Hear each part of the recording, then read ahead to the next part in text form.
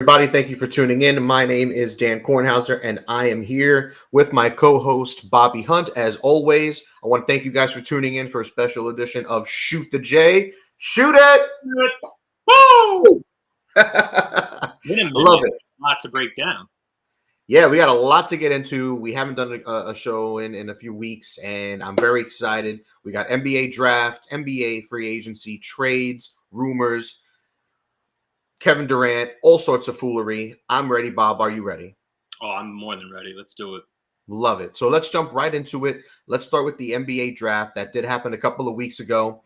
And we're going to go over some winners. We're going to go over some losers. We're going to both have an opportunity to vent because I know we're going to want to. So let's start with some winners. Bob, why don't you give me one of your winning teams for the NBA draft this year? All right. Well, that's a good one. So one of the winners, I think, is definitely Oklahoma City. I like what they did. They got a couple of players drafted number 2, so they're high up there. They get Chet Holmgren, one of the best prospects in the draft. I think I would have taken him number 1 overall had I been the Magic. Now, I just think he has a unique skill set. He's 7 foot or 7'1", so he's not at that height where I worry too much about leg injuries. Obviously, always possible with a guy that big, but it's really once you get past that height that I really get very concerned, as we've seen so many guys past that height just break down constantly just a few years into their career, if not even before that. So they get him. We saw the Knicks actually take Ousmane Deng, who actually wound up going to the Thunder in a trade. So they pick up 2 huge players, one that's 7 foot or 7'1", and then Deng at 6'10", who can play small forward. Chet Holmgren also is a good defensive player. He was the defensive player of the year for Gonzaga. And they have a good young nucleus going forward. Now, they sucked the past couple years. We know they've been stockpiling draft picks like nobody's business, better than any team in the league. Now, we need to see those actually turn into something soon. But they have a nice nucleus there. You have Shai Gilgeous-Alexander, who's definitely at a star level, can get higher. Obviously, they haven't been very good. He's dealt with his own injury concerns, but he's the best player on the team. But you throw in Holmgren and Deng to the fact that they drafted Josh Giddey last year, who's a young, up-and-coming player. I think we even talked about him in the last podcast that he's capable of a triple-double any night. So I really like what Thunder did. To me, they're one of the big winners from the NBA draft. Yeah, I mean, the Thunder definitely on that list. Chet was a huge win. He did well in his first game in Summer League. The game that's going on right now, though, he's getting kind of bullied. So that's to be expected, though. He is rather slight for his size. 7 foot. I think he measured in at like 200 pounds at the combine or whatever. If that. Yeah. I think he's listed at 195 right now. We weigh more than him. Yeah, definitely. But no, yeah, they got a couple of other good prospects as well. They're one of the longest teams in the league with Giddey and now Holmgren and Dieng, who's 6'11" or whatever it is. They're really long. That's the way the NBA is trending now, so that looks good for them. I'm gonna go with the Houston Rockets. Getting Jabari Smith 3rd overall, I think is I mean, could you ask for anything more considering leading up to the draft? I mean, we even talked about this draft night of the rumors of the Orlando Magic passing on Jabari Smith and instead opting for Paolo Banchero, the power forward from Duke. And I asked you not too long before the draft if you were buying into the Banchero rumors at all, or if you thought it was just smoke. And you weren't buying it at all, not one bit. Didn't matter that he was the new favorite in Vegas. None of it mattered. You were on board with Smith the whole way. I think pretty much everybody was for the most part. And they surprised everyone and went with Banchero, and that was to Houston's benefit. For a guy who could have went number 1 overall, he's a two-way forward, great size, maybe the best shooter in this class, which is saying something. He's got great size. He's got a very unique game, and defensively, he's only going to get better as he has the versatility you look for. He's got the length you look for, and he looks like he's going to be a really solid player. He was going to be a solid player wherever he ended up, but he's going to be a real solid player for Houston. And they have a nice little core as well now as they try to rebuild and move forward and get back to contention. But they also drafted Tari Eason, the forward defensive stalwart from LSU, 17th overall. And then somehow Ty Washington ended up dropping, the guard from Kentucky, dropped all the way down to 29. And, I mean, these three A-pluses for me. If you're a Houston Rockets fan, you should be ecstatic with what this team came away with on draft night. They're going to be young, they're going to make mistakes, but they're going to grow, and they've got some really solid prospects. Washington, in particular, could have went 10 to 15 picks higher easily. So it was for me, it was a little bit of a surprise that he dropped down to almost out of the first round. And Eason could have was actually someone that Greg, our buddy Greg, is a Bulls fan. He really wanted Eason. I think the Bulls were picking 8, and he got taken right before them. So a little bit of heartbreak for that guy, but he can suck it. And the Rockets come away with a good haul. Is there anyone you want to give a special little extra love to before we move on to the losers? Well, there's one or two other things that I want to add. So first, just to add on to the Thunder, now the top 2 that they got were Deng and Chet Holmgren, but also they took two guys named Jalen Williams. A little different spelling in their first names. But you add them to the mix. One's a shooting guard out of Arkansas, I believe. Another's a power forward. I'm blanking on the school at the moment. No, the shooting guard small forward from Santa Clara, and Jalen Jay is the center from Arkansas. Gotcha. Okay, so the power forward's from Arkansas, and Jalen Williams, the guard, is from Arkansas, from Santa Clara. Sorry. So those are nice gets. Young team already building. Now, at some point, they're going to need to add some veterans if they're ever going to be serious about contending. But that's definitely a team on the rise. They utilize a lot of those draft picks now. And if they continue to improve, I'm certain they're going to package some of those picks at a deadline, maybe not next year, but maybe the following year to get potentially another star in the fold to go along with Shai Gilgeous-Alexander. So I think they had a great draft. The other one I just want to mention that I think could be the best player in this draft is Jaden Ivey, who wound up going to the Pistons. Yeah, he had to mention that pick. We've also seen how many times, and it was one of those popular memes, or not even a meme, just a fact going around right before the draft leading up to it about how many great players the Kings have passed up on over the years, just in the last 10 years or so.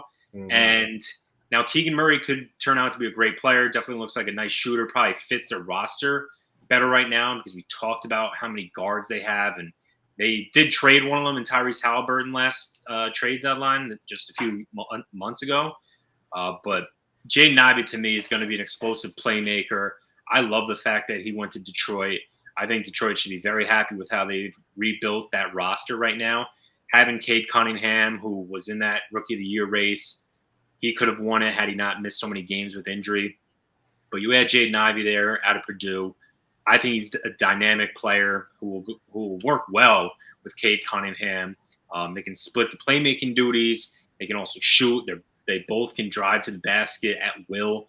So I think they came away with arguably the best player in the draft. Yeah, Detroit's another one. I wanted to mention them, but it was too obvious for me. And even besides Ivy, Durant was a huge get for them too. The highway robbery that they pulled off the Knicks. But before we move on to the next topic, because we do have to talk about the losers, I do want to remind you guys that we are powered by betting.net. Betting.net is your best bet for sportsbook and casino sites. Head on over to betting.net. Now, we are going to shift gears. We're going to go over from winners to losers. And this, I think, is going to be a fun one. And I want to see how crazy it gets for the both of us because we're going to have to do a little bit of venting, I think. Do you want to just get it over with? Or I'm curious if we're both going to have the same loser. Do we want to vent and get it over with, Bob? Is it on my sweatshirt? I wonder, maybe. Why would we vent? Why would we vent? Is it on my hat? Oh, weird. It's the New York Knicks. Yeah, so you know what? Let's just vent. Let's just get it over with. So we started the night with a lot of high hopes. The Knicks were one of those teams that were talked about. They were going to make some trade up potentially, go up to number 4 to get Ivy. If the Kings pass on Ivy like they did, maybe trade up to go 5th to get Ivy at the Pistons pick. What would it take? Could we move up at all? Well, we didn't move up. And not only did we not move up, but we took I think, is he French? Yes. We took another French guy. and it disgusted everyone. But what disgusted everyone more, particularly it disgusted me, and I'm sure it disgusted Bob and a lot of other Knicks fans out there, was they decided to trade that draft pick that they just made for a bacon, egg, and cheese. Getting rid of Kemba's contract was a huge thing for them. They also made another trade, I think. I don't know if it was during the draft or right before the draft, where they traded Noah and Burks.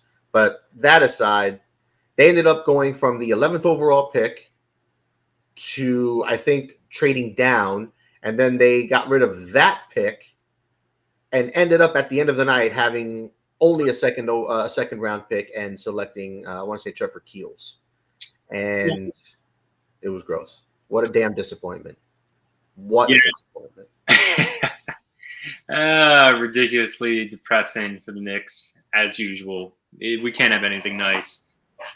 Now, so at number 11, of course, even leading up to the draft, one of the radio show I listened to, one of the hosts joked about, the Knicks, they're probably going to take either someone from Kentucky or a French guy. Of course, they take a French guy. And literally moments after his name is announced, he's wearing the hat. And the pick has been traded to the And he's gone. And he's gone. Now, not that I love Dieng as a prospect. I know I said the Thunder, but it's not like I was like over the moon about this prospect or anything. But of course, very Knicks-like to pick a French guy, then trade him right after. Pineapples, yes, very good, Dan. Mm-hmm. I agree with that. Mm-hmm. So they do that. You figure they're trading with Thunder. Thunder, the next pick. Maybe they just wanted to jump up there. Maybe the Knicks had an offer from someone else. But no, that's not what happened. They then at 13 have that pick, which they take Jalen Durant. I'm thinking, all right, that's nice, center. I think they actually took it was Durant, right? And then they traded him to Charlotte. So they just moved all around down the board, ultimately for the goal of signing Jalen Brunson in free agency.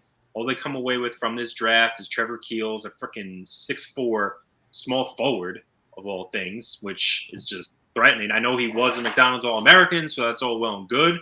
Hopefully he is a good player. Hopefully I am wrong. But this draft was atrocious. You cannot get excited about it as a Knicks fan. Now, are they a horrible team? No. I think they're slightly better when we take into the totality of what they've done in this offseason, which we'll get to free agency and the trades that went on very soon. But when you just look solely at the draft, it's a pretty big bust. I don't think this draft was necessarily as deep as many others may have thought. I thought it was kind of top-heavy and didn't really have a ton of depth. It's definitely not going to be as good as last year's draft. But with that said, the Knicks really didn't come away with any real young talent that they can groom and develop at this point. And second-round picks, a lot of them don't make it in the league. So hopefully Trevor Keels does. Maybe he's the exception. The Knicks did re-up one of their second-round picks from a few years ago and break the so-called Charlie Ward curse with them re-signing Mitchell Robinson. But as far as the draft, a bust and definitely one of the losers from draft day about 2 weeks ago now. Yeah, so here were the three trades that the Knicks made on draft night. All right, there was one with Oklahoma City, one with Charlotte, and one with Detroit. So the one with Detroit, I'm sorry, you know what? Let's start with the first one. All right, let's start at the top. So the one with Oklahoma City was they traded Dieng to Oklahoma City for three 2023 first-round picks. One from Detroit, which was top 18 protected, one from Washington, which is top 14 protected, and one from Denver, which is top 14 protected. I think realistically from that list, the only pick the Knicks should be getting is Denver's. That should be the only one that transfers. Detroit's going to suck. They're going to be picking in the top 18. And Washington is on the border. Washington shouldn't be a top 14 team in the draft, but they're not quite right on the other hand either. So that pick may not transfer either. So there was that one. All right, cool. So it sounds cute. Oh man, we got 3 first-round picks. Awesome. Moving on. Then the Charlotte trade, where we end up getting Jalen Durant and trading away. Well, that Denver pick that I got. Oh, cool. That's going to transfer. Well, they didn't hold on to it because they traded it to Charlotte. So they traded the 2023 first-round pick that we just got from Oklahoma City, the Denver pick, to Charlotte, as well as 4 second-round picks, including 3 in 2023. And then later on, we decided, you know what? We are so desperate to get rid of Kemba Walker's contract that we're going to package Kemba Walker with Jalen Duran and send him over to Detroit. All we're going to ask for is Milwaukee's top 4 protected 2025 first-round pick.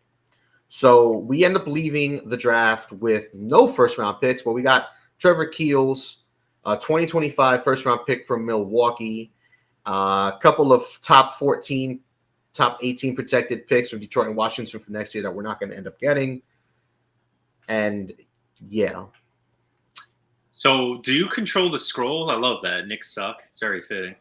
Yeah, I do. I did that. I thought it was fitting because we were going to vent about this butthole team, and we're going to let everyone know how we feel.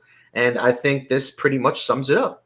In case anyone just tuned in and they were like, "Oh, what are you guys talking about?" That's what we're talking about. The Knicks suck.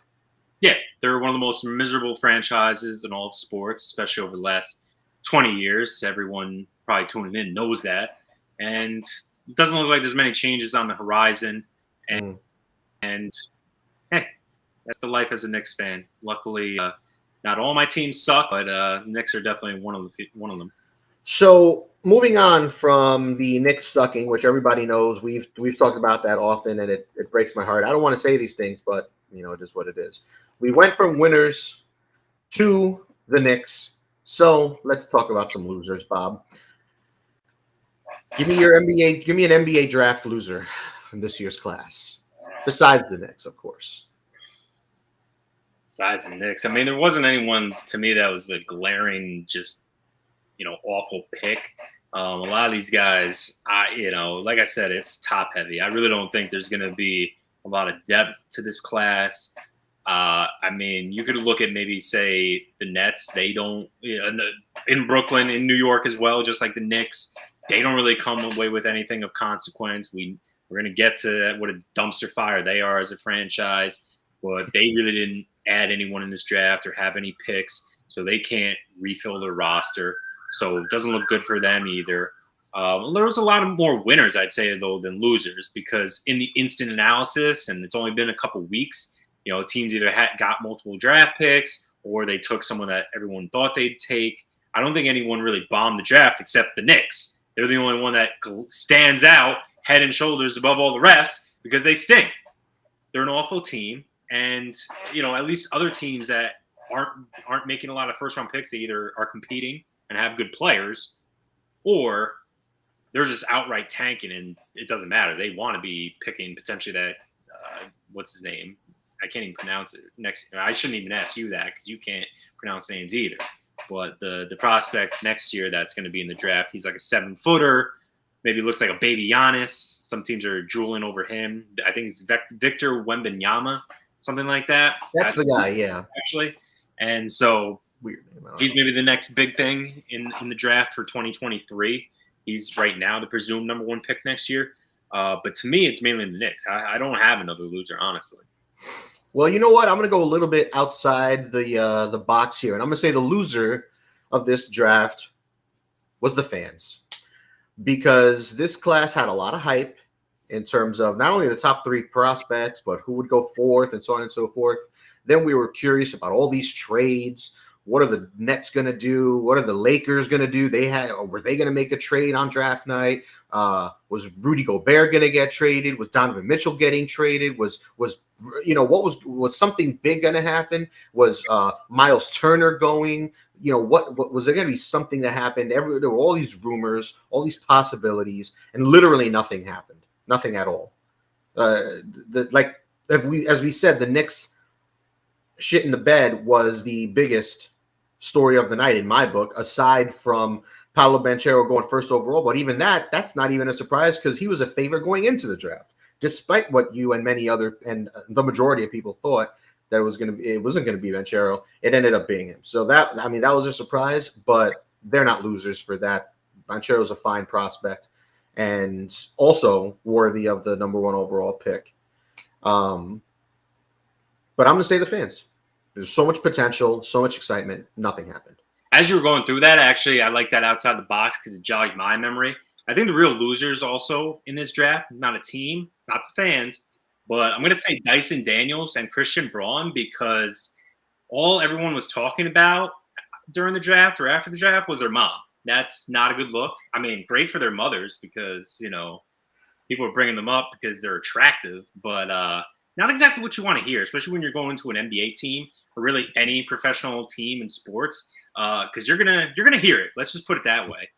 So Dyson Daniels went number 8 to the Pelicans. He's from Australia, and then Christian Braun is a guard out of Kansas that went to the Denver Nuggets, and yeah, they're great. They got drafted. They're first round picks, all well and good, but people weren't exactly talking about them. No, no, you don't want to hear that nonsense. I'd be disgusted. I'd be absolutely repulsed. But aside from the mothers, the beautiful mothers of these draft prospects, and the fans being losers, and the Knicks being losers, I think that puts a pretty much puts a lid on the NBA draft. Unless it's just there's something else you want to mention, Bob. No, we can put a pin in it. I think we summed it up pretty nicely, and yeah, we can move on. Beautiful. Perfect. Moving on, but before we do, I want to remind you guys that betting.net is your top sportsbook comparison site. Betting.net offers extensive reviews on the best sportsbooks out there, so head on over to betting.net. So the NBA draft was wildly just anticlimactic. That could be the title of Bob's sex tape. Mm-hmm. Just boring. It was nothing to talk about. And you know what? I don't really know if free agency would be much to talk about if it weren't for Kevin Durant. Because let's just be honest. Let's just start with the biggest story that's out there. It's the only story of the whole summer that really matters in terms of the NBA, because it is such a big story. It is such a big swing. This is such a big talent that where he goes will make that team probably the NBA championship favorite, because he's going to go to a contender. He's not going to go to the Knicks or some nonsense where they're rebuilding and they suck. So he's going to go to a contender. So wherever he goes, they're automatically going to be a favorite. Are they going to be the favorite in the whole league? The favorite in their respective conference, wherever he goes? I'm not sure. But I can bet you that whatever team he goes to is going to be in the top 3, maybe even the top 2. So this is the biggest free agent chip on the table since he was a free agent a few years ago, and before he went to the Nets. But at this point, I think it's even bigger because he's not a free agent. As we know, he is signed to the Brooklyn Nets. He is signed for 4 more full seasons. No player options, no opt-outs, no nonsense. Straight up 4 years, period. He also happens to be maybe the best player in the NBA, depending on who you talk to and, how you feel in that day.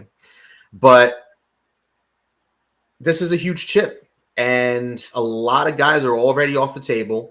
A lot of the guys have re-signed with their teams, and it's been all that part, at least, has been very disappointing and very boring as well.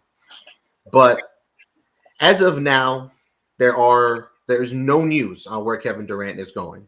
The front runners appear to be the Heat and the Suns, but neither one of those teams, despite having the ammunition to give up for Durant, neither one of these two teams seem really willing to give up what it's going to take. And even if they end up giving up, more than they want, it doesn't sound like the Nets are going to get either Booker from the Suns or Adebayo from the Heat. And if you're not getting one of those two guys, you're not trading Kevin Durant to those teams. So what's the deal? What are we doing? Where are we going here, Bob? Where is any inclination on your end where you think Durant's going to end up at this point? Do you even care? We don't know where he's going to go. I do care. It is going to impact the NBA greatly wherever he goes. You mentioned it. Whatever team gets him is going to ultimately zoom up wherever they are in terms of betting odds as favorites for their conference, favorites for the NBA Finals. But I think the main point is what's going on in the moment, and he's not going to get traded right now. It's going to take some time. Usually these things move fast, and we thought it would happen, but because of all the crazy rules that are in the NBA, different cap restrictions. Hell, I didn't know about the rookie max deal. So basically they can't acquire certain players like Bam Adebayo or Devin Booker without also trading Ben Simmons within the deal. They can't have 2 or more players with the same kind of situation on their roster. But ultimately right now it's going to take some time. And really it is all about Kevin Durant, but also we got to point out that he's a coattail riding, thin-skinned, snake-ass quitter right now. That he's totally bitching his way out of Brooklyn. Only 3 years into this, when the Nets don't want to give my buddy Kyrie Irving a contract extension. Well, yeah, because he's not showing up and doing his job. He's finding every which way to complain and make it all about him, but still wants to get paid, still opts in for nearly $37 million because, yeah, of course he didn't want to take $30 million less to go to the Lakers or any other team that could offer him the mid-level exception. And it's a joke that these players have so much control. At least with LeBron, I feel like he earned it, and he never really requested a trade. He was a free agent, and he left. Just like Durant had that right to do it when he first went to the Warriors and when he went to the Nets. Yeah, he was a free agent. But, dude, you just signed a 4-year contract extension last summer, and now you're requesting a trade out of Brooklyn. You want it easy. You're a joke. You already know your legacy's shot. You realize that once you went to Golden State that no one was going to give you the credit that you felt you deserved. Yeah, you're a great player. You're one of the greatest players of all time. I don't dispute that. We know when you play basketball, you're great. But at the same time, yeah, you're not Jordan. You're not LeBron. Hell, you're not even Steph Curry. So I don't want to hear it. He's a joke. This is bullshit. The NBA needs to get their shit together. And when the CBA comes up, they need to do something about these guys that have multiple years left on their deals and not honoring their contract. Nets absolutely should play hardball and try to get the best deal out there, whether that is a team in their division or not, because this is ridiculous. He's got 4 years left on his deal. If he had like 1 year left, I could understand more. Like, you don't like the direction of the franchise. I think it's a joke that a lot of it's just because they weren't willing to give Kyrie a 3 or 4 year extension, but they were still willing to offer him a deal, just not to that level. So I just think that it's just a shame that Kevin Durant is pulling this. Still one of the top 5 players in the NBA, but he's a joke. And especially if it's true, the reports that the Suns and the Heat are at the top of his wish list. Yeah, those are the number 1 seeds in each conference. Like, dude, you're a joke. No one's going to respect your next chip if you even get one. Just go away for the summer. Until he gets traded, I don't want to see his face. I don't want to hear him on a podcast. He's a joke. He's a bitch-ass snake. And fuck him. Damn. Bob, bringing the heat. Bringing the thunder. God damn, dude. You should send him to the Thunder. That's what it should happen, like Greg wants. Do you feel better? Back to Siberia. Maybe. Hey, if he wins a chip in OKC, we'll give him credit. He ain't gonna get that credit going to one of the best teams in the NBA. Well, now that you mention all of that, you bring up something that some people are saying, and the Nets have actually come out and said, at least their GM, in that they don't need to do anybody any favors. They don't have to send him to a contender. They want to know where he wants to go to try to see if they can work something out, because you want to hook the player up. You want to help him out. You want to keep a good rapport with the players and his agent and whoever, so on and so forth. You got to play that game. All right. It's a business, but it's also about relationships. So you don't want to just send him to the, Sacramento Kings and, ruin his career. You want to get some input, but that sentiment that you mentioned of, the NBA players have too much power. It's getting ridiculous. A lot of people do echo that thought and that notion. And we've talked about this a lot off the air. We've talked about this a lot in our group chats and whatnot. And yes, the NBA is the only league that has this problem. The NFL doesn't have this problem. And baseball doesn't have this problem. No other sport has this problem. Soccer doesn't have this problem. Now in soccer, across the pond, you don't really have trades per se. You could swap players in addition to a transfer fee and whatnot, but there's no trading. It's mostly, if anything, would be a player saying he's leaving in the summer and the team, sells him before he leaves to get something back. But this is really only an NBA problem. And a lot of people do agree with you on that front, and I think it's a little silly at times too. The Anthony Davis thing, Ben Simmons, James Harden, Kyrie, Durant. It's ugly. It's that sort of stuff is not something that's endearing to the fans. But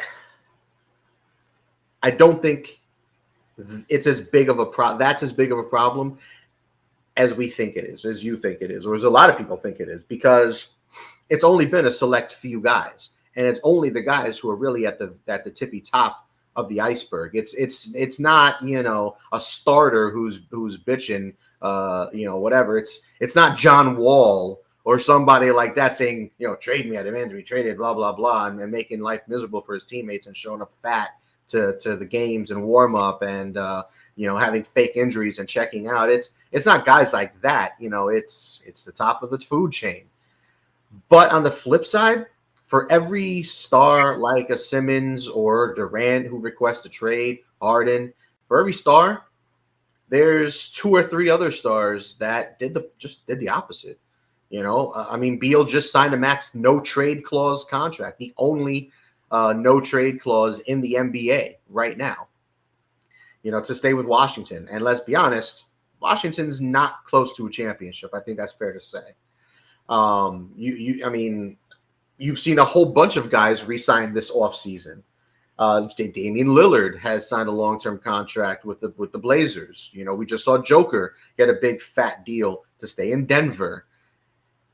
It's so sure, yeah, it's annoying, and the NBA is the only league that has this problem of these star players demanding trades when they have more than 1 year left on their contract, or in Durant's case, 4 years. I think in David's AD's case, I think he had 2 years left or something like that when he first initially requested a trade. But relax, don't get too excited. The reason why this is a problem is because they've had declining ratings. Now that there's multiple factors, but we did talk about this with Mike and Steve on the podcast after we wrapped up the finals, once that was over and the Warriors had won. So the ratings have been declining. But also you got to throw in the fact that the stars drive the league, not only domestically, but also internationally.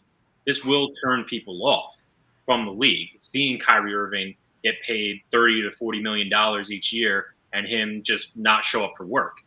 Kevin Durant requests a trade. Now, granted, yes, when he does play, he plays hard. He is a great player. But to request a trade with 4 years left on his deal, just because he's upset that his friend didn't get contract when it's pretty obvious why he didn't get it. You know, if he had lived up to his bargain, but maybe the Nets had just disappointed in the playoffs, that's one thing. Like if Kyrie was even playing 70 games a year, but they had disappointing playoff finishes, you could at least argue, all right, well, he's done what he could. It's a team game.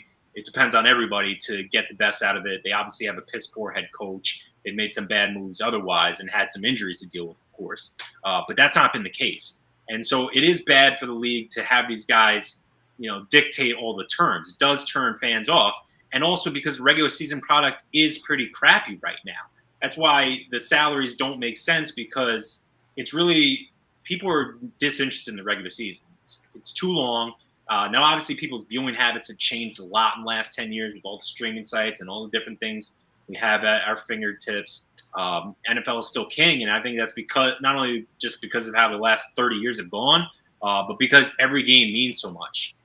In the NBA, when you have 8 teams automatically, or well, 6 automatically make it, and you have 4 others that fight for it in the play-in, it's just a watered-down product. No one cares. The regular season doesn't matter. It's just like college basketball even. But at least when college basketball games are going on, there's only 30 of them. It's 40 minutes of chaos. But in an NBA game, like a lot of people say, you really only need to watch like the last 5 minutes. Either it's already decided and one team's blowing the other out, or more often than not, it's within a couple points. And that's all you need to see.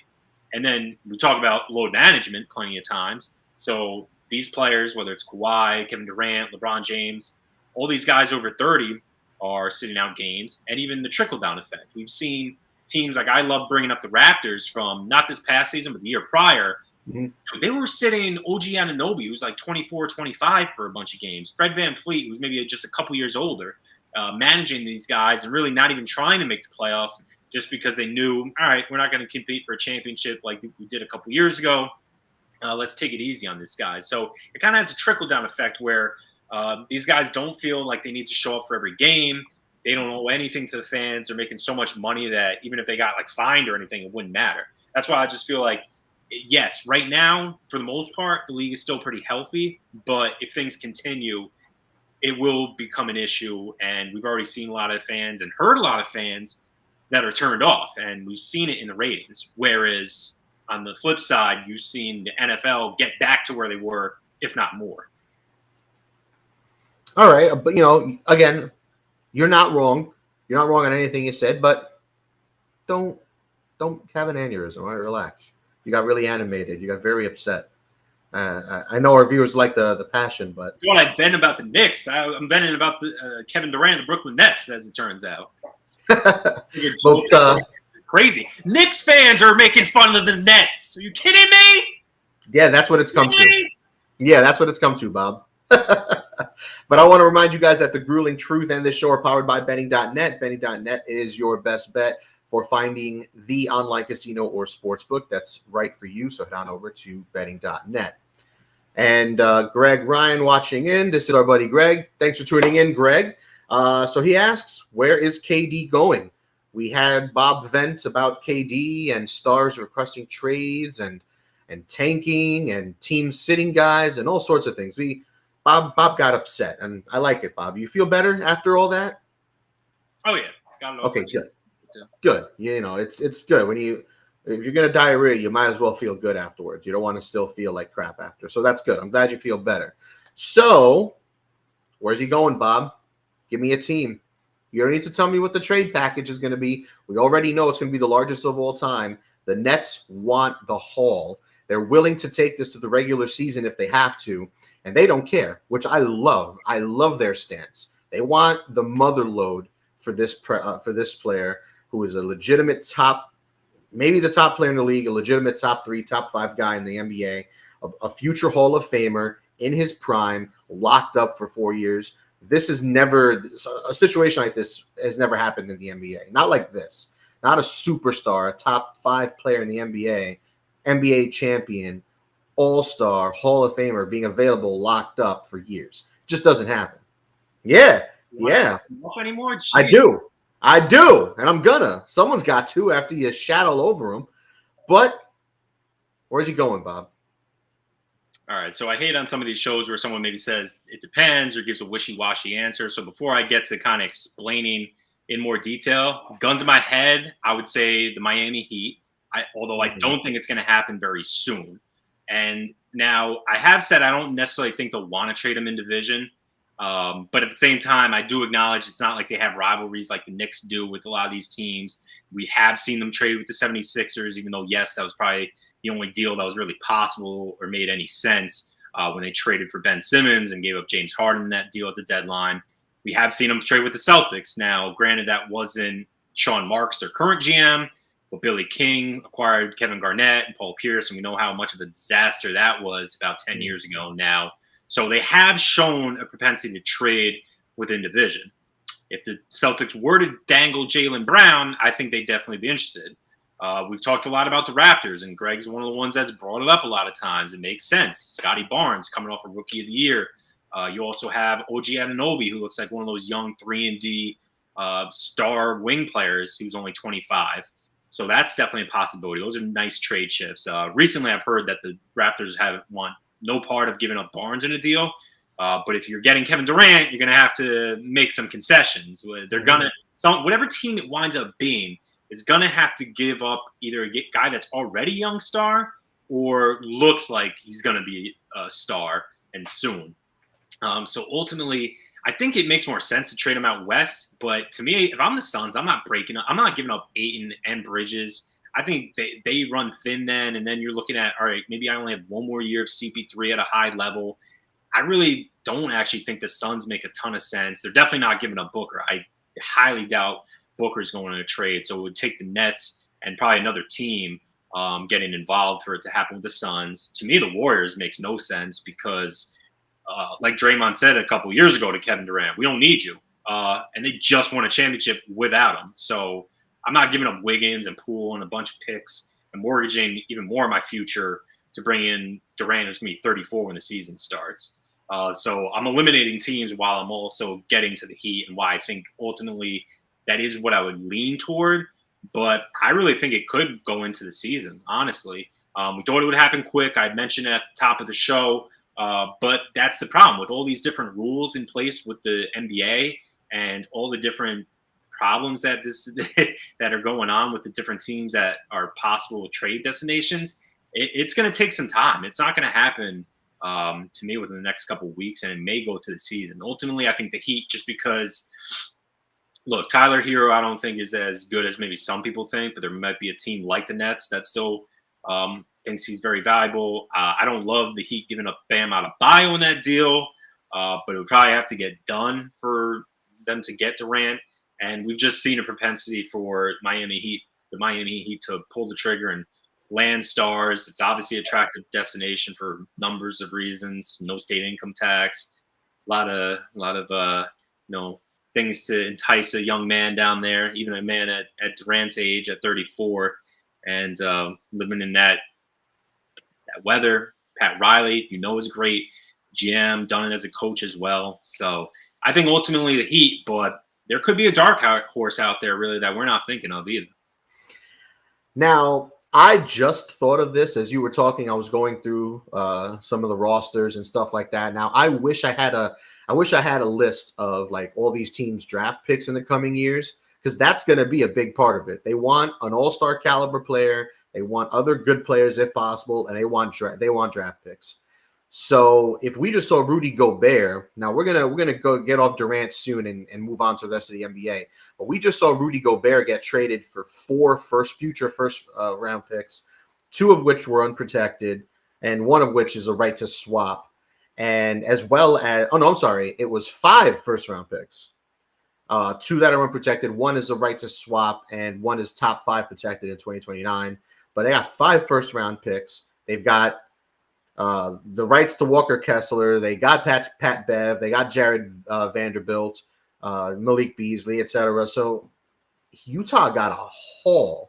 Okay, Utah got a haul. And this is Kevin Durant, who is just in his own stratosphere. So it's going to be a lot. But why not a team like Denver, where you would keep Joker, you would add Durant, they have depth. I think they should be considered a dark horse, because they could see if anyone's interested in Michael Porter Jr. or Murray coming off the injury. I know if they have draft picks, see if they can do that, and maybe get a third team like the Knicks, who have a shit ton of picks, or the Thunder, who we know have a shit ton of picks as well, or now the Utah Jazz, who also have a ton of picks, and maybe you can get a third team involved, and the team that has those picks, some of those picks go to the Nets. The other team that's getting Durant gives us some picks, and if it's Denver, for example, they would give a Michael Porter Jr. and let's say Murray, for example, just for examples purposes. Something like that. The players would go to the Nets, the picks from the third team would go to the Nets, and then the other teams can figure it out. But I think the Nuggets should be considered a dark horse, just because I think the Clippers are one of the deeper teams in the NBA. I think that would be something pretty fun. I don't think it's realistic at all, but they are a deep team. They go 10 deep in the rotation. So that could be of interest to the Nets. The Nets want to compete. They don't have their own first round picks. I like you throwing out the Nuggets, just because, that team I think is pretty stagnant. We hated the trade with the Wizards. They gave up the 2 better players in that deal, but I think it was like a salary dump just to free up some space, getting rid of Will Barton and Monty Morris, trading them to the Wizards. They got Kentavious Caldwell-Pope and someone else back, but I didn't like that deal at all. A team like that, I don't think they're really getting to where they want to go, which is obviously an NBA Finals with Michael Jr. Porter, as Chuck Barkley might say, as their third best player, and then Jamal Murray coming off an ACL injury and didn't play at all this year. So I think the Nuggets maybe are a dark horse. One thing I do want to mention, I was mentioning how like some of the rules are crazy and all these different exceptions that you have with the NBA, but you also have to factor in the reason why we're talking about all these pick swaps and whatnot is because of the Stempien rule. Ted Stempien, the Cavs owner back in the early 80s, traded a bunch of first-round picks in consecutive years for washed-up bozos, as I like to call them. So the NBA stepped in, basically, and made a rule so you can't trade consecutive first-round picks of your own. So that's why so many of these teams, when they give away 4 or 5 first-round picks, if they're not theirs, it's a swap, basically saying, all right, basically you get to take our pick if it winds up better than yours. Right. And so, you can't trade your first round picks in consecutive years for that reason. But yeah, I heard someone mention the Jazz, but if the Jazz were to do it, they want to keep Donovan Mitchell. The Nets ain't going to take anyone else back, so I don't think the Jazz make any sense, even with all the picks that they've acquired. And So then I think realistically, to answer Greg's question, I think realistically the Suns, and the only way it happens is if they trade Booker, which they don't want to do. So I don't know. I don't know what's going to happen, man. It could get crazy. maybe push come to shove, especially if Ayton's not getting a deal where he starts bitching or chirping. I don't think he will, honestly. I think he'd still play another year with them. But yeah, maybe if the Nets kind of bring down their asking price, or maybe another team gets involved, yeah, I think getting Ayton and Bridges back is a fairly attractive package. It's not 100%, but maybe it's 70 cents on the dollar. I really love Mikal Bridges, but again, neither of those guys are really going to be stars, in my opinion. And here's the thing: even if I'm the Nets and the Suns say, "Yo, we'll give you 3 first-round picks or 4 first-round picks, we'll give you Ayton, we'll give you Johnson, and we'll give you Bridges," I still don't even know if I want to take that deal for Kevin Durant. We don't have to do a damn thing. I don't got to send him anywhere. You know what? You want to trade? That's great. I want to live in the Hamptons with a supermodel in a 50-room mansion. All right. Everyone wants that. I want a G5 airplane. All right. But we don't get what we want, do we? So, he wants to trade. I don't got to trade you, bro. It's that simple. Hey, so you cycled through those comments real quick. I think that shit talking jabroni Greg said something about the Nets still being better than the Knicks. Yeah. Duh. They still have Durant and Kyrie. Oh, yeah, after KD deal. Yeah, well, it depends on the package. They should get someone of significant value back. Their ass if they don't, especially when you consider Durant does have 4 years left on his deal. He's locked up. Obviously, still valuable. Now, yeah, if he wasn't quite right anymore, it would be better if he was an expiring deal. But he's. And then Greg says Siakam, OG Anunoby, and 3 first-round swaps to go to the Raptors. I don't think that's enough either, even though Siakam is an all-star. I don't think that's enough for Durant either. But I digress. I mean, if I'm the Nets, I'm demanding Scotty Barnes in that deal. Maybe they give in, but that's where it starts if I'm the Nets and working with the Raptors. Yep, absolutely. I want Barnes and Endo on Siakam. Give me the rock. But before we move on, because we do have to move on where we are running out of time, I want you guys to head on over now to betting.net and see for yourself that betting.net makes it easy to find all of the illegal online casinos or sportsbooks in your respective state. Head on over to betting.net. Now let's move on to Kyrie Irving, all right, because he's the other piece of this giant puzzle in Brooklyn, and the towers tumbling down upon that franchise. So KD's got 1 foot out the door. Kyrie picked up his option, but he also has 1 foot out the door. The big talk now is him going to the Lakers. LeBron wants it. Kyrie wants it, which is I think that's hilarious because Kyrie left LeBron in the first place because he didn't want to be the little brother. Now he wants to go to LA to be the third fiddle behind AD and LeBron. And also, let's be honest, if he goes in and he signs a long-term contract, let's say LeBron leaves in a couple of years, AD's still going to be there, and AD's better than Kyrie when he's healthy. So it's going to be AD's team. Either way you split it, Kyrie's not going to be the top man. But he wants, apparently all parties involved want it to happen. But this is another situation where the Nets aren't just going to give him away. Now, they don't really have a market for Kyrie, it seems. Not many teams are running up to the podium to get him. But I don't know. How realistic do you think it is that he goes to the Lakers at this point? They were talking about involving Westbrook as a key piece in that trade. If I'm the Nets, I don't even know if I want Westbrook. Maybe that might be a situation where you get a third team involved or something like that. I don't know. It's gross. You're not going to get the haul you're getting for Durant. So what do you think? Lakers, yay or nay? Well, I mentioned Westbrook for Kyrie as one of those potential options. It's not a good one. Obviously, we know Westbrook's shot. But to me, look, I don't want to – if I'm the Nets, I don't want to trade Kyrie to his preferred destination. But it's looking like that's the only team that's really interested in him. So you might have to do it. It's reminded me of what we were talking about a few months ago when we said the only logical trade for Ben Simmons was James Harden because there was no one else that was going to be willing to take Ben Simmons. There was no one else that was going to deal with Harden's BS, except for Daryl Morey, who just capitulates to him all the time, the GM for the Sixers. So I actually think that deal has to get done at some point. The salaries would match, not perfectly. I think actually the Nets would actually have to throw in another player to really get to Westbrook's salary. I think Westbrook's going to make close to $47 million. Kyrie's making close to $37 million. Now that he picked up his option, it's ugly. Greg's mentioned retirement is an option for Kyrie. I mean, he's easily the most mercurial player in the entire NBA right now, which is saying a lot considering how many divas there are in the NBA. But to me, yeah, I'd take back Westbrook. The plan already is shot anyway, and at least he's on an expiring deal. So especially if you wind up having to trade KD and Kyrie, the Nets have trouble selling tickets as is. I know Westbrook's shot, but he's still a name, even if it's a name that doesn't really matter as much anymore. But at least for 1 year, at least Westbrook will play. That's the one thing you can say about Westbrook that's totally opposite of Kyrie. He does go out there. He does play. He tries hard. He is a try-hard, as Greg would love to say, and is factual at this point.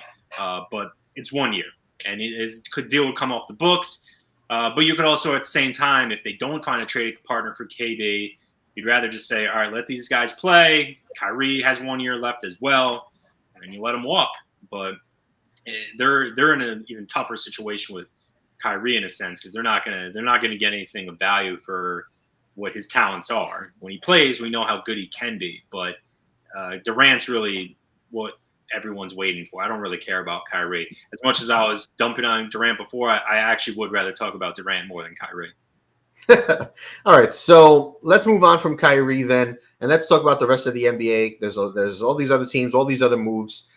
Let's start off with me saying how disappointed I've been so far in free agency overall. There was a lot of very intriguing names available, and a lot of them have decided to go home. Zach LaVine re-signed with the Chicago Bulls on a 5-year deal, $215+ million contract. So he stays with Chicago. That was a big piece to come off the board. All these other guys got extensions. Booker got an extension. Zion got an extension. A whole bunch of other. Beal got re-signed. Beal wasn't a big free agent available this offseason. He ends up staying with Washington. Another one, 5 years. He got $251 million. Huge contracts. Joker got extended, so he's not going anywhere anytime soon.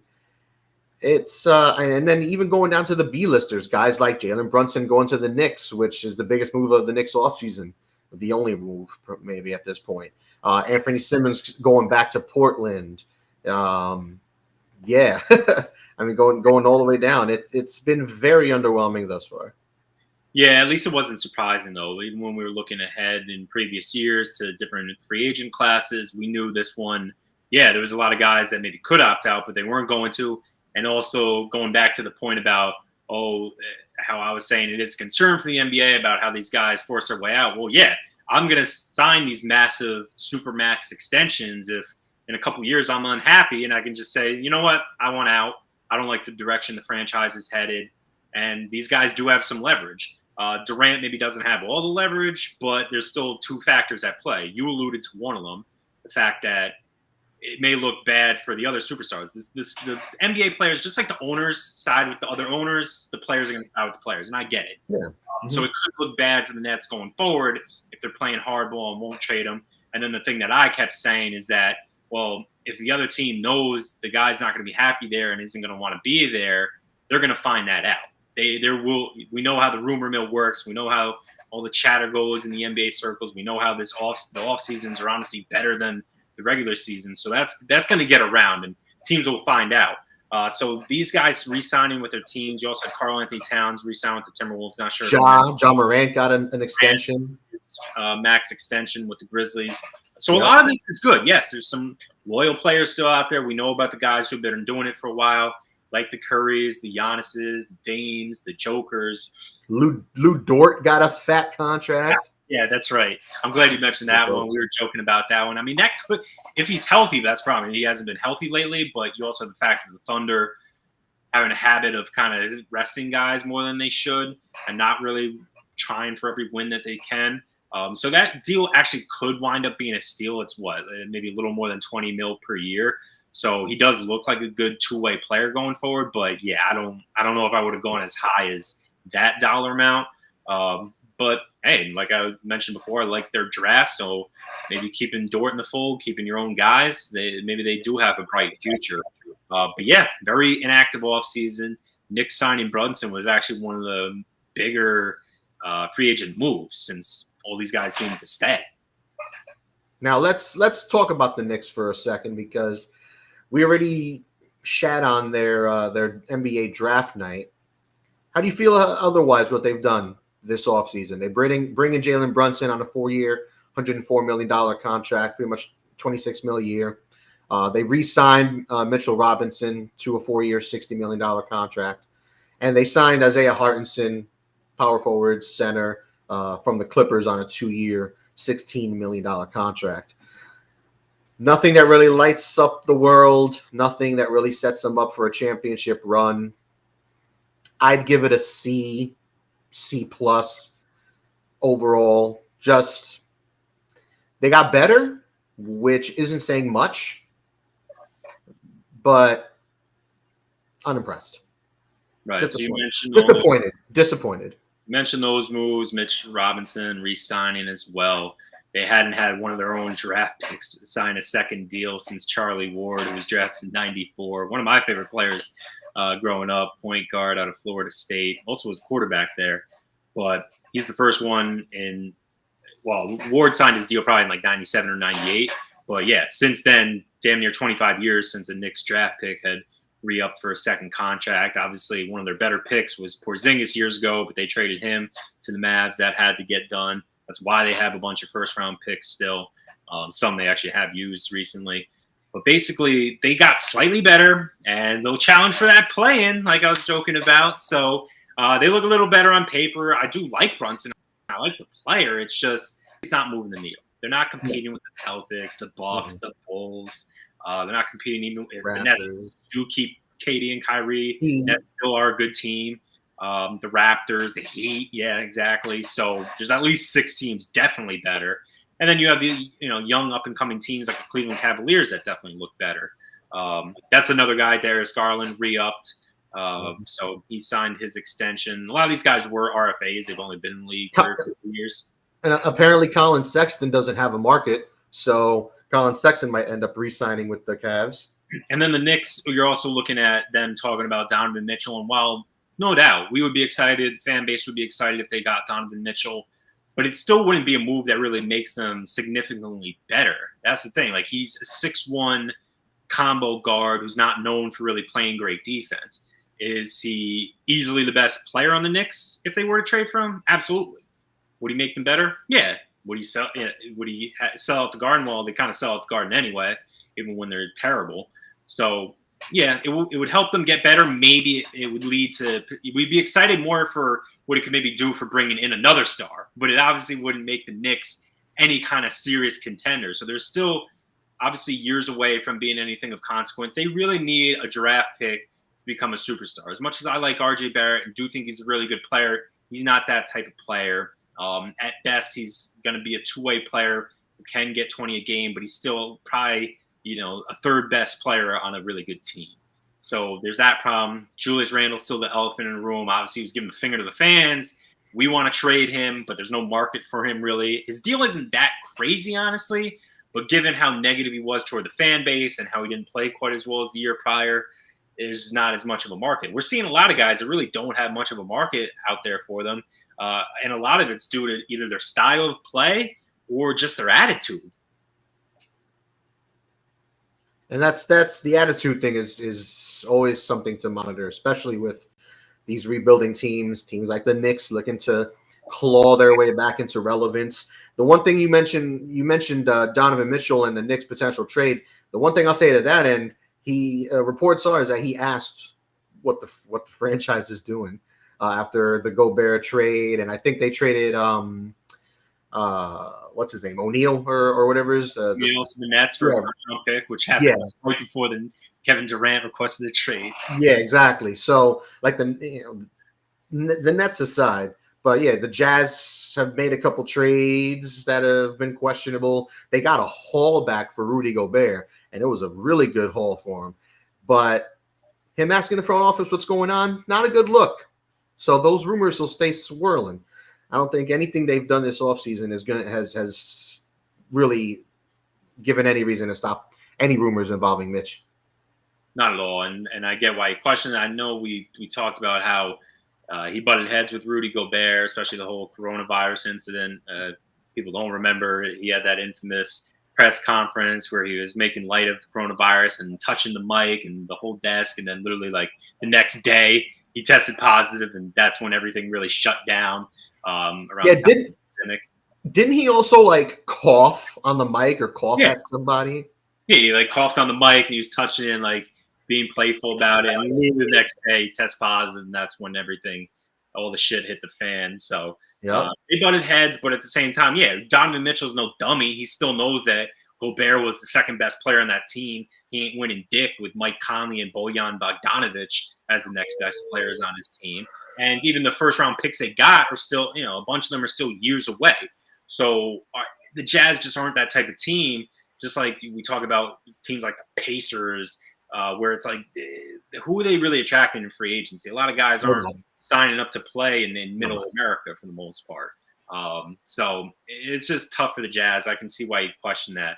But I did have a question for you that I was thinking about as we were talking about a lot of these extensions and maybe the non-movement that really happened so far, at least with free agency. But what was the most shocking thing to you so far, whether it be Durant requesting a trade or a contract? I know you mentioned Lou Dort, so you can go there if you want. But what was kind of like one of the most shocking moves? Because I have one that I've been thinking of and sitting on. So I'm just curious what you have in mind. Shocking? Maybe if it didn't shock you, at least something that was surprising. I mean, shocking, yes, is kind of like that high level. Well, I've got to get in the camera here. But high level, like, oh my God. All right, so maybe you didn't have one of those, but which one was like you saw and you're like, what? Honestly, the Rudy Gobert trade, because not only did Utah get a ridiculous haul, I mean, guys like Vanderbilt, Beverly, and Beasley are very relevant pieces to the puzzle. Walker Kessler is a very nice prospect, and again, 5 first-round picks is nice, no matter how you slice it. But also on the flip side, Minnesota making such a move, because we have been talking about a team like Minnesota during the season. We had talked about them after the season, that they have some very interesting pieces. They're not a terrible team. They needed something more, though. Cat, something's not right there. He's not an alpha. Maybe it could be Ant-Man. He's probably most likely the alpha in that locker room right now. And he can soar. He's got that star potential to him. He's got that online presence. So he could take that next step and be that star player that they need, that a team like Minnesota needs, be that alpha that Cat is not. But they were missing something. And then getting a guy like Gobert, they're scary. They got a scary lineup, man. Gobert, Cat, Ant-Man, D'Lo. That's a pretty solid group. I know they're going to miss some of that depth that they had, but Beasley and Vanderbilt and what's his face, Pat Bev, you give those up for a stud like Gobert. So for me, that's really the only move that really like wow, aside from the Durant thing. So for me, and I guess just to touch on that real quick, I do like it for Minnesota. Now, does it make them a number one contender? No, we still probably think the Suns and the Warriors. You can also throw the Grizzlies in there as a young up and coming team. But Timberwolves are right there. And yes, I think Anthony Edwards needs to become the alpha, become a true two-way player that can score 25 a game, maybe lock down the other team's best or second best player. That's really what they need. And there is certainly questions about having 2 big men. We know today's NBA, you don't really need that. But obviously, Cat's someone that can stretch the floor. And they obviously didn't need to add like a scorer. So like they're not in the sweepstakes for, say, a Donovan Mitchell because they don't need that. They did need someone who's a defensive presence like Gobert. So, and I mentioned how I really think Cat's more of a power forward anyway, the way he plays. So I do like that deal overall for the Timberwolves, whether it'll wind up paying off or maybe it won't. Minnesota doesn't have the best luck in the world throughout their franchise's history, especially since the Garnett era ended. But they are better. They are better. You have to swing for the fences, and me talking about teams like Utah and Indiana where guys don't want to go to, yeah, a team like Minnesota needs to make that kind of trade if they're not already developing players like Cat and Edwards. So I do like it. So what's your move, Bob? What's your shock? My move was the Pelicans re-signing Zion Williamson. I thought you might go there. Giving him that potential, that max of 5 for 231, just shocked the shit out of me. Now, last time we saw him and he played damn near a full season, yeah, he averaged 27 game, about 8 boards, but still, obviously the Pelicans didn't have a great year then.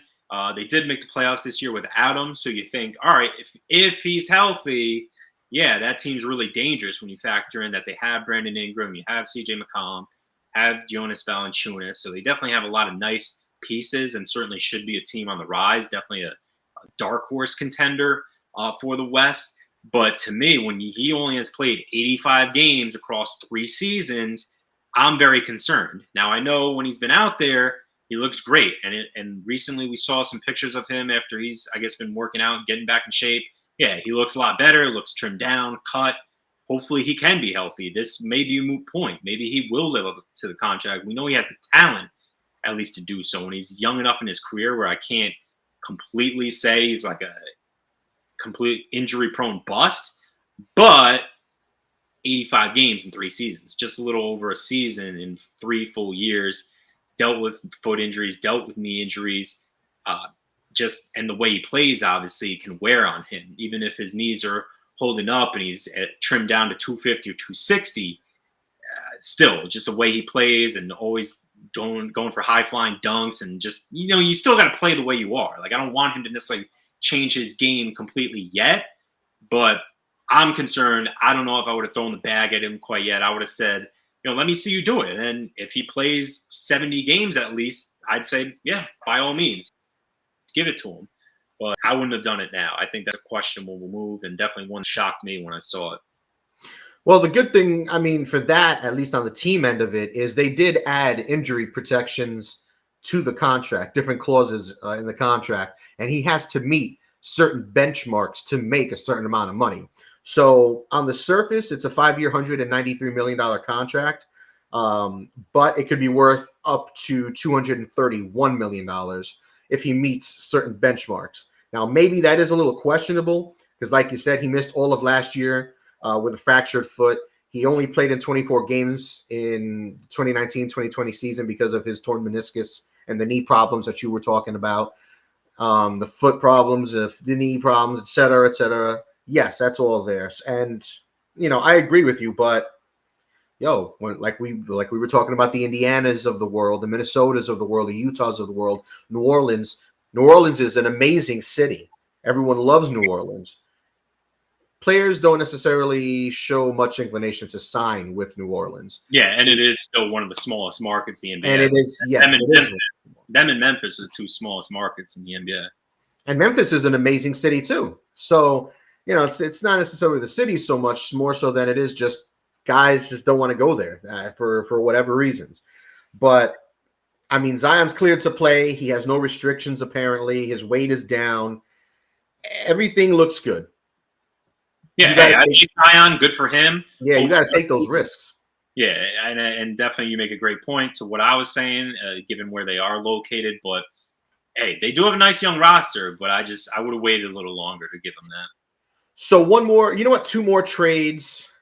Fuck it. We'll talk about the 3 other more relevant trades that happened once the free agency period began. The first one, I think this was was a shocker in its own right. The Dejounte Murray going from the Spurs over to the Atlanta Hawks for Danilo Gallinari, who San Antonio ended up waiving, and then subsequently Gallinari signing with the Celtics.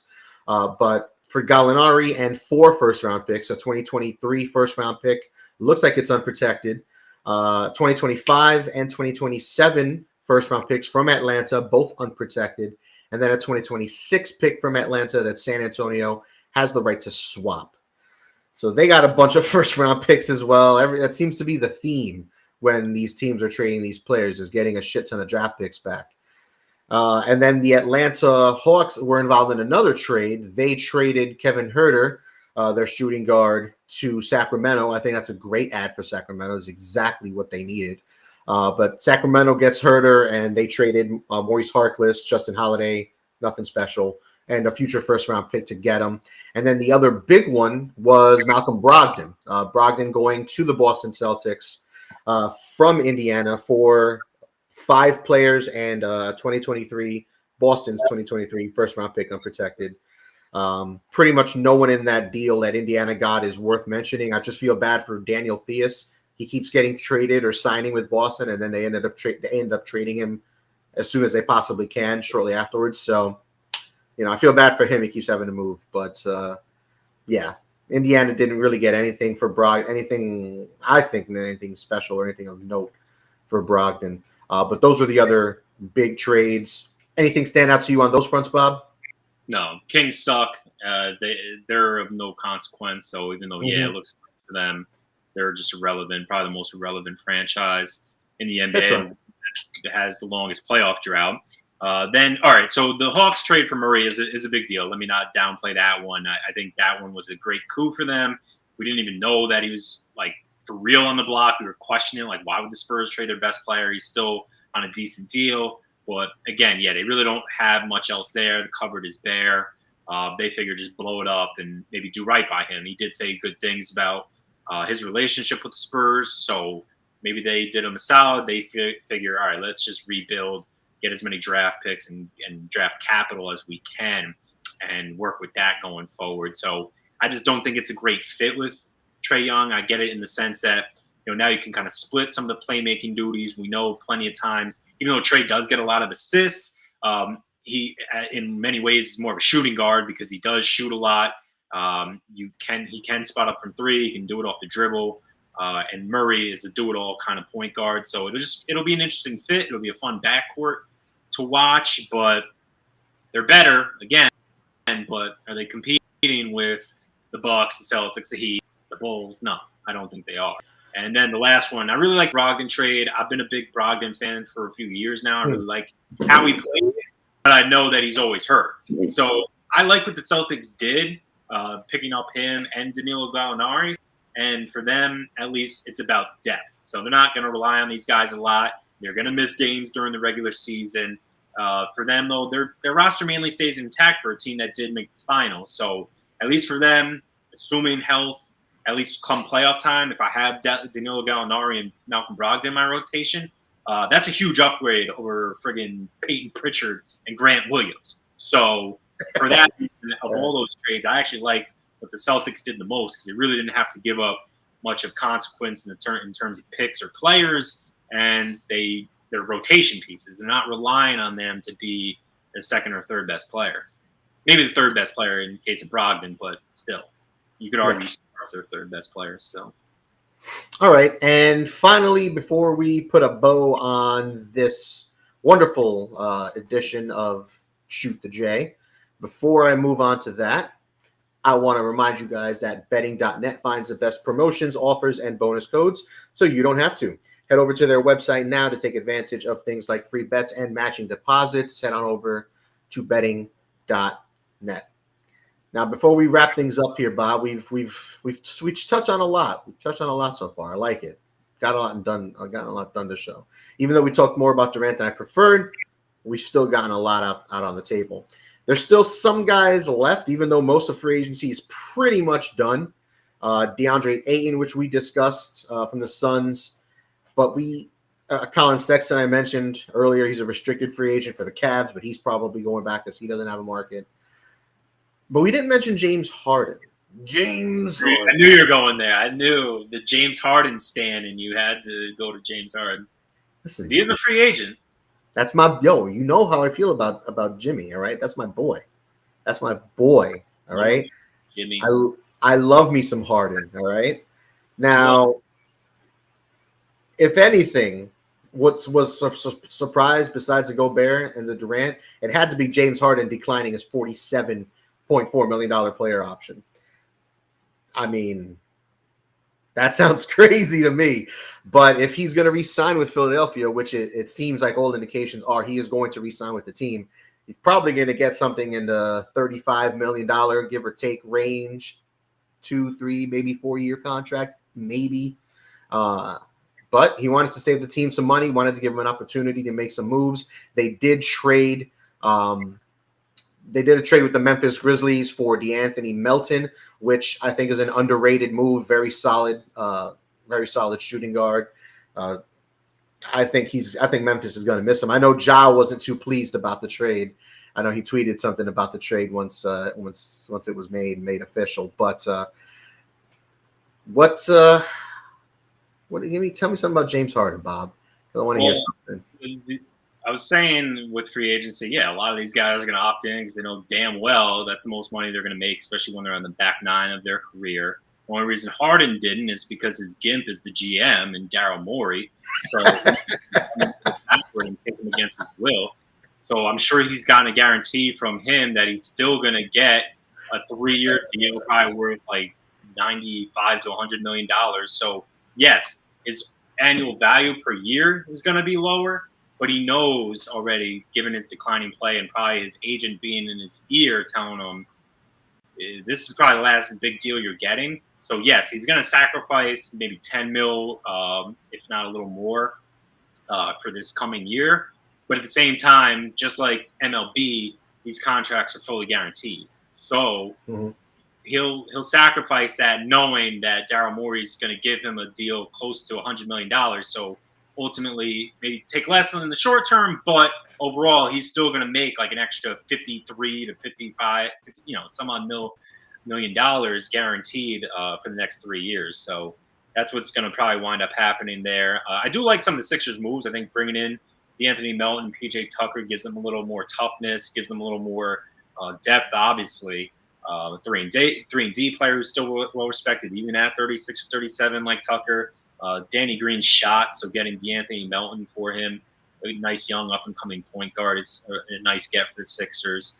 And that was one I didn't even mention as I was cycling through the East teams that it's going to be hard to be better than for teams like the Knicks. You got to factor in the Sixers for sure still, with Embiid, with Tyrese Maxey. Even, yes, he's not what he was, but I still think he can be a value of that team, especially because I think he accepts the role of being the second best player on the team. He knows it's Joel Embiid's team.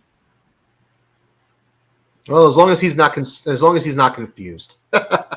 Exactly. I guess that's all that matters. Now, I want to mention 2 more players very quickly, just because they're so stupid. And in today's edition of Ya Dumb, I want to mention Miles Bridges, Charlotte's Hornet forward, who was arrested on a felony domestic violence charge literally the night before free agency opened. He was released on a $130,000 bond. He's scheduled to appear in court July 20th. The Hornets released a statement. The NBA is investigating, so on and so forth.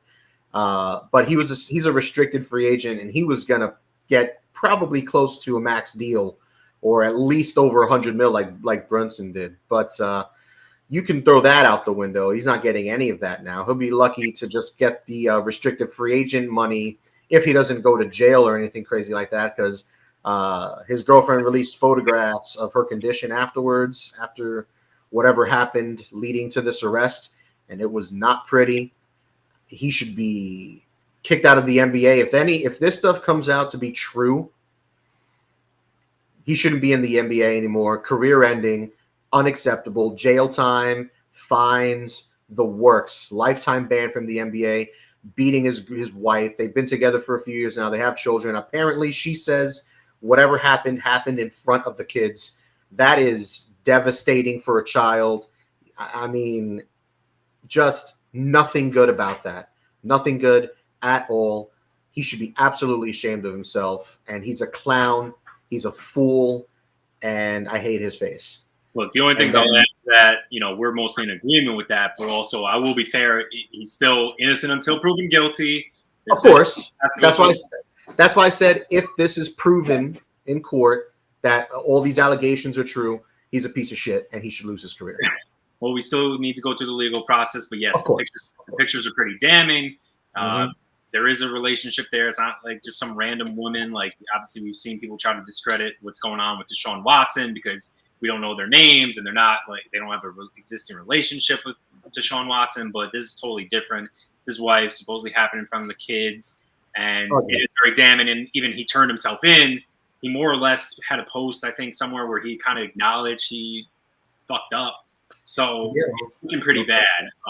Now, again, I talked about how these guys lawyer up and they might find a great one that can somehow get them out of it with too much trouble. But at the very minimum, he's looking at a suspension. And yeah, it's going to be hard for the Charlotte Hornets to defend giving him any kind of contract. And Michael Jordan cares about his image. He's the owner of the Charlotte Hornets. I think he's going to be telling his general manager, let's wait and see how this plays out. They don't need to give him anything right now. He is a restricted free agent. They, of course, gave him the qualifying offer. And then the other one, I don't know what's going on in Charlotte, but the other one I want to mention is Montrezl Harrell, who is also a Charlotte Hornets free agent. This guy's unrestricted free agent. Now, technically, he got stopped in Kentucky, so sure, it's not Charlotte, but he got stopped in Kentucky at a traffic stop, and he's facing a felony drug charge that happened back on May 12th. Apparently, authorities discovered a backpack containing 3 pounds of marijuana in vacuum sealed bags. And the authorities allege that he admitted to being in possession of the marijuana, and he had some in his sweatpants that he gave them, and he's scheduled to appear in court for a preliminary hearing on July 13th. Of course, his attorneys came out, said he's never been done anything like this. He wasn't driving. It was just a stop. He was just given a ticket. They're trying to downplay it, as they should. They are his legal team. I wouldn't expect anything less, but yeah, ugly. Just, yeah, it's bad, but stupid. He won't see jail time. I don't worry about that. Yeah, I'm not worried about that either, but he's stupid. You're a free agent. Your career's on the line. You're a millionaire. You're a joke. Come on, guys. Get your head out of your ass. Stupid. Just dumb. Well, anyway, that being said, let's wrap this up here. And I want to remind you guys that betting.net is not just sports betting. Betting.net also compares the best online casinos. So sit back, relax, and play the top online slots, poker, and table games over at betting.net. Bob, we're done here, I think. Is there any final touches you want to put on the NBA or NBA free agency offseason show? I think we really touched on a lot. It was a good show. Go Knicks. That's all I can say. Hopefully they're right and Jalen Brunson's the truth, but that won't probably happen because nothing good ever happens to a Knicks fan. You know what? I got one thing to say about the Knicks. Yeah. Greg's poo emoji? Yes. Mm-hmm. Right there. As Accurate. much as I love them, I hate them. So, with that being said, everyone, I want to thank you guys for tuning in.